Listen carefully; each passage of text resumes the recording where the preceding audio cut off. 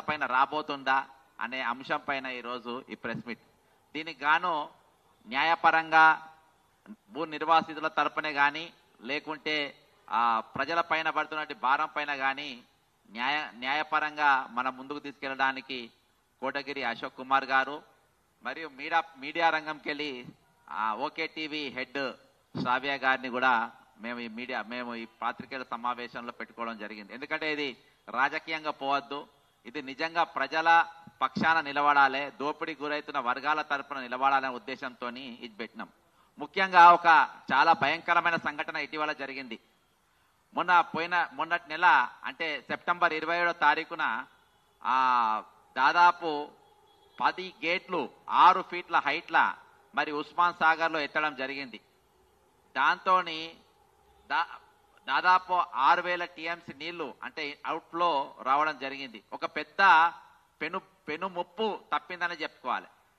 ఇది ఎందుకు అంటే దాదాపు ఇప్పుడు మూసి సుందరీకరణ జరగాలంటే 84,000 ఇండ్లు ఖాళీలు జరగాల్సిన అవసరం ఉంది. ఈరోజు ఈ హైడ్రా అనేది తీసుకొచ్చింది కూడా దానిలో ప్రధానమైన భాగం. మరి కొన్ని ఇండ్లు అంటే ఒక సైంటిఫిక్ గా హైడ్రా నియామకం అనేది సైంటిఫిక్ గా జరగలేదు. హైడ్రా అనేది జరగాలంటే అది నియామకం జరగాలంటేనే దాని మీద ఎయిమ్స్ అండ్ ఆబ్జెక్ట్స్ పెట్టుకోవాలంటేనే రూల్స్ అండ్ రెగ్యులేషన్స్ పెట్టుకోవాలంటేనే దాదాపు 1-2 సంవత్సరాల పాటు పడుతుంది.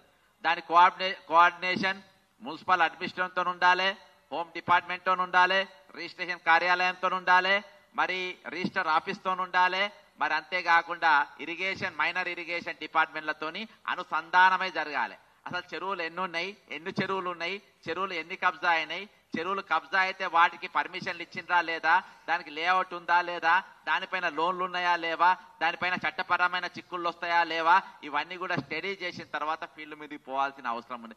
అదేది లేదు. ఎడ్డోని కత్తిచ్చి ఇక ఊరి మీద పడ్డట్టుగా ఎవరిని పడితే ఆయన పొడుచుకుంటా, ఏడ పడతాడు ఇల్లు కూడా కూలగొట్టుకుంటా. ఇక ఈ పిచ్చెక్కినాక ఎట్లా తిరుగుతుంది, పిచ్చెక్కిన ఏనుగు ఎట్లా తిరుగుతుందో ఆ రోజు ఈ విధంగా హైడ్రా ఏడ పడితే అక్కడ కూలగొట్టుకుంటుంది. అంటే నేను చెప్పే పద్ధతి ప్రకారం పోకుండా ఆ పద్ధతిలో ఏమైంది, మేము చెరువుల గట్టినే కూలగొడతామనంటే ఏమైంది, అసెంబ్లీ సెక్రటరియట్ బఫర్ జోన్ లోనే ఉంటాయి, జిహెచ్ఎంసీ బఫర్ జోన్ లో. లాస్ట్ దురదృష్టం ఏంటంటే హైడ్రా కమిషనర్ ఇల్లు కూడా బఫర్ జోన్ లోనే ఉన్న పరిస్థితి. అది మేము నిరూపించడం గతంలో, ఇప్పటిదాకా ఆయన దగ్గర జవాబు లేదు. ఇది కథ. ఇక ఇప్పుడు 80 మరి ఇంత వ్యతిరేకత వస్తున్న సందర్భంగా 84,000 ఇండ్లు ఇప్పుడు ఖాళీ చేపియాలంటే ఇది ఒక పెద్ద టాస్క్, హైలీ ఇంపాసిబుల్. దానికోసం ఈ రోజు ఏం చేసినారంటే నేషనల్ కెలామిటీని వాడినరు. అంటే సర్వసాధారణంగా వచ్చేటువంటి వరదలను ఆ వరదలను ఎట్లా వాడినరు, మునుపు ఎన్నట్టు లేని విధంగా ఈ రోజు టీవీలో ముందు కూర్చుంటే ఈ రోజు రేవంత్ రెడ్డి గారు, తెలంగాణ రేవంత్ రెడ్డి గారు ముఖ్యమంత్రి గారు ఈ రోజు 55 కుటుంబాలను కాపాడేసిండు అని వస్తుండే.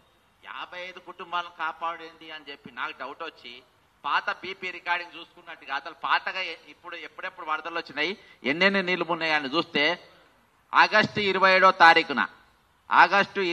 తారీఖున ఉస్మాన్ సాగర్కి వెళ్ళి నీటి విడుదల జరిగింది. అప్పుడు ఎంత టీఎంసీ నీళ్లు ఉండే, ఎంత టీఎంసీ ఉండే అంటే 3.684 టీఎంసీ నీళ్లు ఉండే. మరి ఎన్ని గేట్లు ఎత్తిండ్రు, 2 గేట్లు ఎత్తి